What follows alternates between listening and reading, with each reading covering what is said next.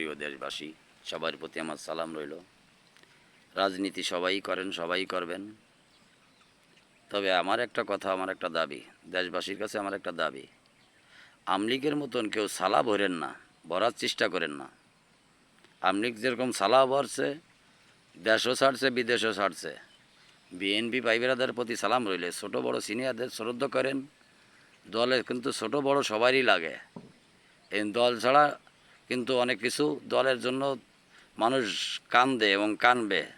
Senior junior ভাইদের প্রতি, junior ভাইদের প্রতি একটু শ্রদ্ধা করেন।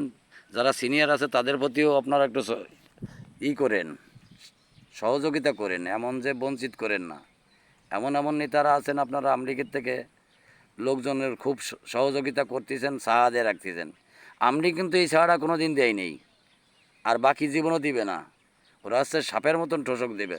যখন পকেটে থাকে, হজরত মোহাম্মদ সাল্লাল্লাহু আলাইহি সাল্লাম সাপরে পকেটে রাখছিল। যখন তসবি বাইর করতে গেছিল হজরত মোহাম্মদ সাল্লাল্লাহু আলাইহি সাল্লাম, সেই সাপে কিন্তু ঠক দিছিল। এই আমলিগ জাত কিন্তু এইটা। আমাদের বিএনপির মধ্যেও কিছু কিছু ভাই বেরাদাররা আমলিগকে খুব সাহারা দিচ্ছেন, সব সুবিধা সুবিধা দিচ্ছেন, কিন্তু বিএনপির যে ক্ষয়ক্ষতি হয়েছে, লক্ষ লক্ষ টাকা গেছে, এইটা কিন্তু কোনো নেতা দেন নাই, আর কোনো নেতা কোনো দিনে পাশে দাঁড়ান নাই।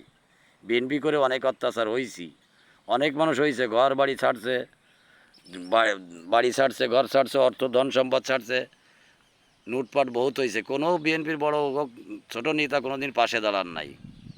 এখন আমলিগকে কিন্তু বহুত সাহারা দিচ্ছেন, আপনারা সুযোগ দিচ্ছেন।